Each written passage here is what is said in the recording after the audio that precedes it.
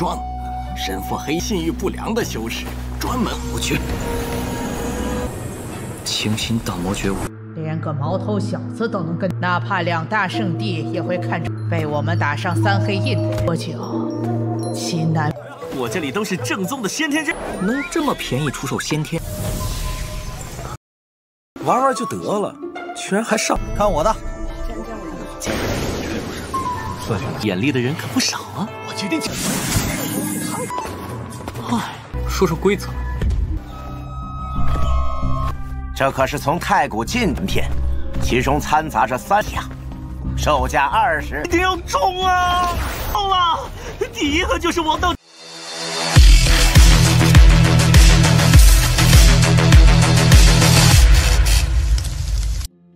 Halo semuanya, selamat datang di Ruang Sinema. Bagaimana kabar kalian semua? Semoga selalu sehat dan baik-baik saja. Sesuai jadwal, jadi pada hari ini kita akan kembali melanjutkan series Donghua Fearless Battle Spirit episode terbaru, yang mana ini adalah episode yang ke-75. Bagi yang baru bergabung dan series ini, kita sudah sediakan playlistnya. Jadi kalian bisa mudah mencari di mana episode awal dari series ini. Tapi sebelum kita mulai episode terbarunya, kita akan melihat dulu apa saja yang telah terjadi pada episode sebelumnya, tepatnya pada episode 74. Sabtu kemarin, para master telah memberikan masing-masing token mereka kepada Sinan. Jadi ketika dia sudah siap berangkat ke Tanah Suci, dia hanya perlu mengeluarkan token dari salah satu master saja. Dan begitu tidak akan ada yang berani menghentikannya. Sinan paham dan untuk sementara dia akan berpisah dulu dengan para master, sebab Sinan harus lebih dahulu berpamitan dengan teman-temannya. Tidak lupa Sinan juga bertemu dengan Xiao Qiansu untuk memberikannya sebuah buah agar ia bisa cepat pulih. Setelah semua itu barulah Sinan dan yang lainnya berpesta ria dengan cara mabuk-mabukan. Mereka minum sampai larut malam, sedangkan Sinan yang tidak mabuk pun pergi ke aula penukaran untuk bisa membeli beberapa pil. Awalnya orang-orang di sana terkejut sebab Sinan meminta begitu banyak pil. Tapi untung saja Sinan akan menukarkannya dengan kristal yang dia miliki. Jadi karena itulah mereka pun menjadi senang karena uang Sinan sangatlah banyak. Sekarang kita akan melanjutkan episode terbarunya. Keesokan harinya, Sinan, Miao Miao, dan Rong Benzong telah memulai perjalanan mereka. Dan saat ini mereka tengah berada di kapal yang begitu besar. Bahkan saking besarnya, kabin kapal ini layaknya sebuah kota. Baru saja tiba, Miao Miao ini langsung bisa mencium aroma smoothies yang begitu manis. Rong Benzong memberitahu kalau itu adalah es kilian. Namun Miao Miao tidaklah peduli dan tetap menganggapnya sebagai smoothie saja. Rong Benzong tidaklah bisa protes karena Miao Miao membelinya dengan uang sendiri. Miao Miao meminta penjual itu untuk mengeluarkan semua anggur terbaik yang dia miliki. Miao Miao yang memang tidak sabaran langsung mengambil satu teko anggur itu. Nah, ketika Sinan sedang berbicara dengan penjual ini, dia pun ketakutan ketika melihat tanda 3 segel hitam pada diri Sinan. Alhasil dia pun tidak mau menjual anggurnya kepada mereka. Oh ya, tanda ini Sinan dapatkan dari utusan aliansi bisnis. Lalu Rong Benzong pun menahan pria itu. Tapi dia mengingatkan kalau pemimpin kapal ini melarang pertarungan, jadi Rong Benzong tidaklah boleh berbuat kasar kepadanya. Karena jika tidak, merekalah yang akan dikeluarkan. Sinan meminta untuk memberitahunya apa itu segel hitam. Penjual ini tidaklah menduga kalau mereka tidaklah mengetahui hal tersebut. Jadi pria ini pun menjelaskan kalau aliansi bisnis telah menandakan para kultivator yang memiliki reputasi buruk. Semua itu ditandai dengan segel hitam. 3 tandanya sendiri melambangkan perampokan, penipuan, dan penyamaran. Orang dan tanda hitam itu tidak akan bisa melakukan transaksi karena akan muncul tepat di hadapan penjual.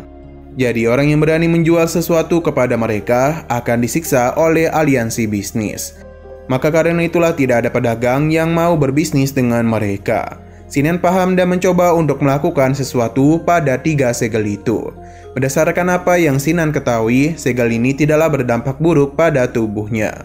Namun ada kekuatan yang begitu luar biasa dan tidak bisa Sinan hapus apapun yang terjadi. 信誉不良的修士，专门伪装，身腹黑信誉不良的修士，专门我去。清新道魔觉悟。 Selain itu, Sinan juga tahu betul ada beberapa orang yang telah mengikuti mereka. Miao Miao memuji perkembangan dari Sinan. Sadar kalau hanya dia saja yang diincar, jadi Sinan pun memilih berpisah dengan mereka. Selain itu, Sinan meminta mereka untuk tidak perlu khawatir dengan kondisinya. Berhubung Sinan sudah pergi, jadi Miao Miao dan juga Rong Bezong ingin kembali membeli anggur dari pria itu.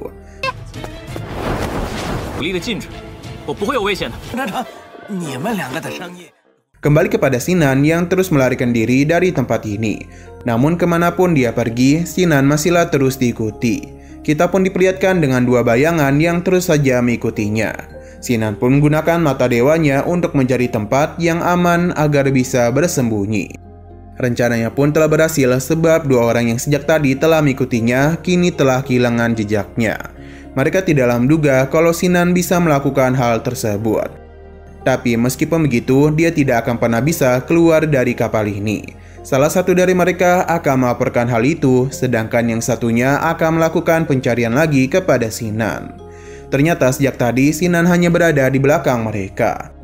Sinan berpindah ke sebuah tempat yang mana pria ini telah melaporkan kejadian itu kepada utusan aliansi bisnis. Alasan mengapa mereka baru mengejar Sinan adalah dia telah meninggalkan sekte Xuanling. Jadi dengan begitulah mereka bisa mengincar Sinan. Dia adalah nenek yang berada di sisi gadis suci. Mereka adalah kekuatan yang melindungi aliansi bisnis. Maka tanda yang melekat pada diri Sinan akan membuatnya dijauhi oleh semua pedagang di dunia. Bahkan dua tempat suci juga memiliki hubungan baik dengan aliansi bisnis. Nenek ini yakin tidak akan lama lagi Sinan akan datang untuk meminta dirinya menghapus tanda 3 segel hitam. Dan begitu jugalah mereka pasti bisa mendapatkan rahasia dari Pavilion Huyuan. Apa yang sejak tadi mereka bicarakan telah didengar oleh Sinan. Ia akhirnya tahu kalau Seng Dawan adalah dalang di balik semua ini. 连个毛头小子都能跟，哪怕2大圣地也会看出被我们打上3黑印多久？其南的秘密，我上道。 Tapi Sinan tidak akan bertindak dulu sebab akan memikirkan rencana selanjutnya. Di tengah perjalanan itu, Sinan pun dihentikan oleh seorang pedagang. Dia yakin kalau pelanggannya ini sedang banyak pikiran.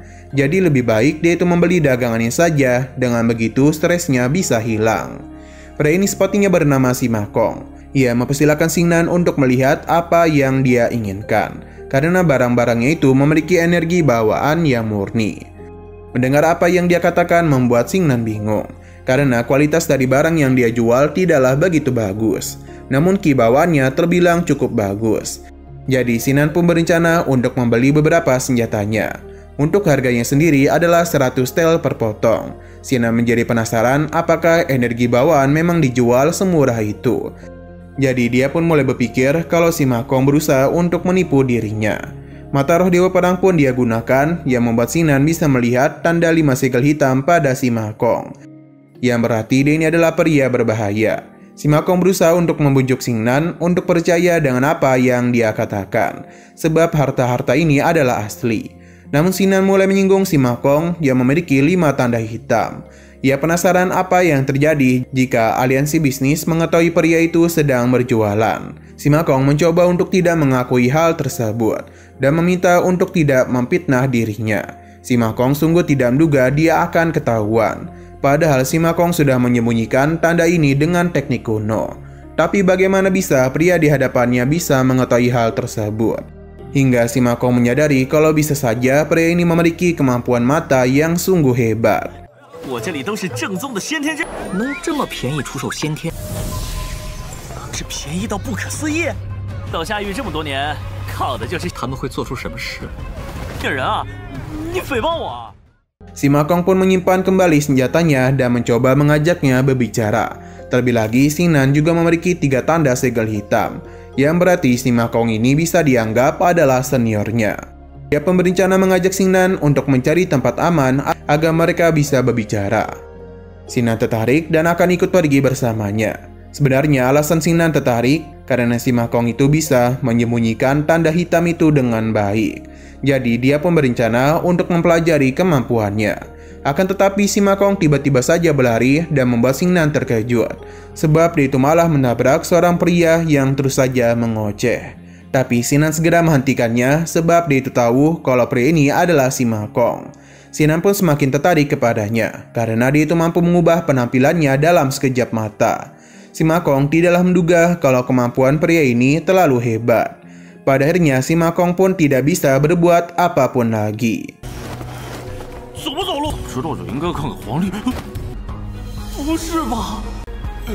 Sinan mengakui kalau si Makong sangatlah hebat dalam teknik transformasi. Namun trik yang dia gunakan itu tidaklah berguna di depan matanya. Sinan memberikan ancaman kepada si Makong untuk tidak bermain-main lagi. Karena jika tidak, aliansi bisnis akan mengetahui keberadaan mereka. Mau tidak mau, si Makong pun akan menuruti perkataan Sinan. Ia tidaklah menduga kalau kemampuan Sinan sangatlah hebat. Jadi sebagai permintaan maaf, dia pun mengajak Sinan untuk minum-minum bersamanya. Akan tetapi, si Makong itu ternyata memiliki rencana untuk membuat Sinan teler di kedai nanti. Dan begitulah dia bisa lepas dari pandangannya. Namun yang teler di sini malah si Makong, sedangkan Sinan masihlah sadar. Ia pun mendengar keluh kesah si Makong yang kesal kepada aliansi bisnis yang telah melarang dirinya berjualan. Yang kemungkinan besar aliansi bisnis ingin mendapatkan keuntungan lebih besar dari si Makong. Sinan tidaklah mau membuang waktu lagi dan bertanya kepada si Makong bagaimana cara dia menyembunyikan segel tanda hitam. Karena saat ini si Makong tengah mabuk, jadi akan sangat sulit baginya untuk menahan diri. Jadi dia pun berencana untuk memberitahunya kepada Sinan. Tapi karena dia mabuk itu jugalah bicaranya agak melantur, dan malah mengajak Sinan untuk melakukan hal yang lebih penting. Dia yakin kalau Sinan pasti tidak tahu betapa pentingnya menghasilkan uang bagi dirinya.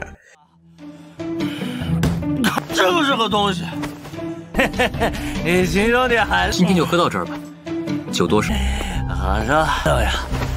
我跟你说。 Si Makong pun berencana untuk menjadi pengikut Sinan, dan begitulah dia bisa membantunya menghasilkan begitu banyak uang. Ketika Sinan sudah kaya, maka barulah si Makong mengajari apa yang dia inginkan. Si Makong terus saja minum, padahal ini sudah terlalu mabuk. Sinan yang tertarik dengan perkataannya menanyakan bagaimana cara untuk menjadi cepat kaya. Tapi sebelum memberitahu Sinan, si Makong sudah lebih dulu teler. Setelah dari sana, si Makong pun memberitahu kalau ada 13 jalan utama di dalam kabin kapal itu. Kekuatan aliansi bisnis telah tersebar di seluruh penjuru. Namun ada pengecualian pada beberapa jalan. Ada Raja Sandu yang telah membuka toko sajak kuno di sini. Tidak peduli seberapa gelapnya malam Sinan, ketika dia pergi ke sana, maka Sinan akan menemukan harta karun berdasarkan kemampuannya. Pada akhirnya mereka pun telah sampai di sebuah tempat yang begitu besar. Si Makong berjanji akan membayar apa yang Sinan inginkan. Namun sebagai gantinya dia harus menunjukkan kemampuannya dan membagi hasilnya dengan dirinya. Tidak hanya itu saja, si Makong juga berjanji akan mengajarinya cara menyembunyikan tanda segel hitam pada dirinya. Sinan meminta untuk pembagian si Makong hanya 30% saja. Si Makong tidaklah punya pilihan lain selain menerima kesempatan itu, meskipun Denny terlihat agak begitu kesal.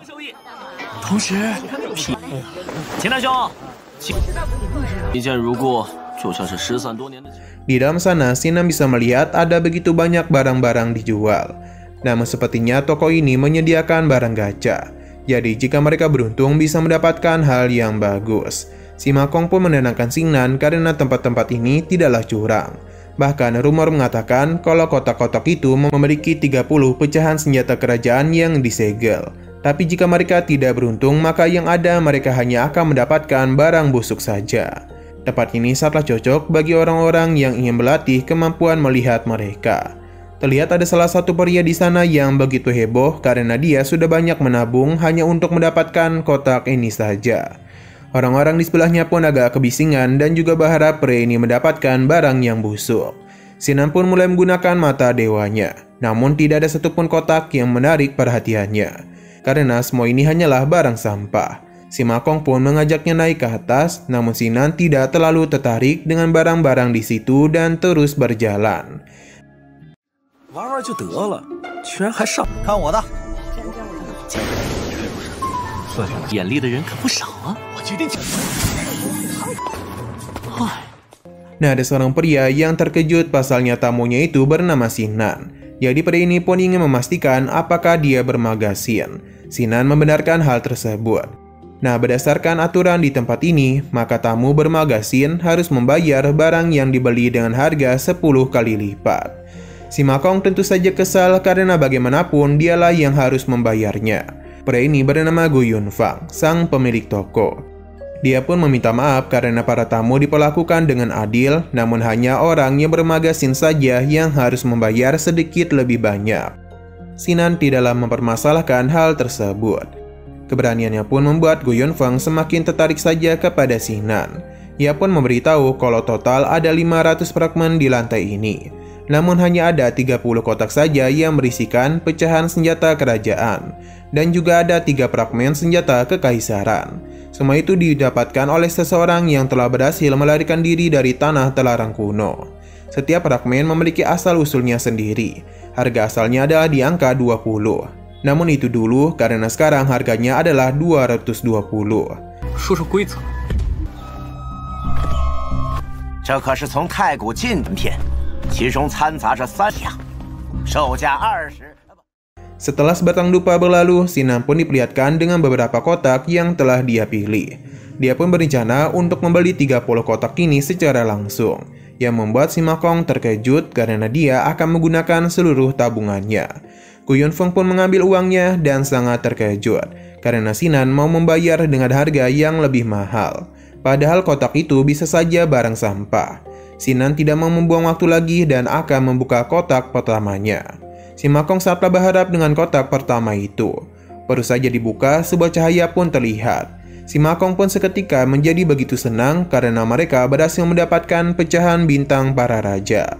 Gu Yunfang agak panik dan menganggap itu adalah keberuntungan pemula. Tidak mau membuang waktu lagi, Sinan pun langsung saja membuka 29 kotak yang dirinya pilih.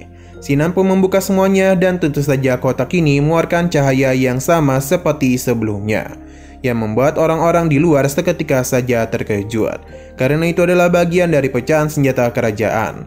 Bahkan totalnya sangatlah banyak. 钱还不错，不如趁着好。Si Makong pun menjadi begitu senang karena pilihan Sinan semuanya benar. Sinan menenangkan si Makong karena masih ada 3 fragmen senjata kekaisaran. Gu Yunfang memuji penglihatan Sinan, namun kotak yang menyimpan 3 fragmen senjata kekaisaran memiliki sebuah segel, yang mana itu sulit untuk ditembus. Jadi tidaklah mungkin bagi Sinan untuk bisa melihatnya. Sinan tidaklah terlalu peduli dan akan mengajak Gu Yunfang untuk bertaruh. Apakah dia itu bisa menemukannya atau tidak? Sinan akan mempertaruhkan harta yang dia telah dapatkan. Nah, sayang sekali lagi seru-serunya, episodenya pun harus bersambung dulu. Oke, sekian dulu pada video kali ini. Untuk video selanjutnya akan segera hadir. Jadi bagi kalian yang ingin mengikuti series ini, langsung saja klik subscribe dan aktifkan loncengnya. Terima kasih yang sudah menonton video sampai habis. Jika kalian suka pada video ini, klik like dan share ke teman-teman kalian tentang channel ini. Dan ditunggu aja kelanjutannya. Oke, sampai jumpa di video selanjutnya.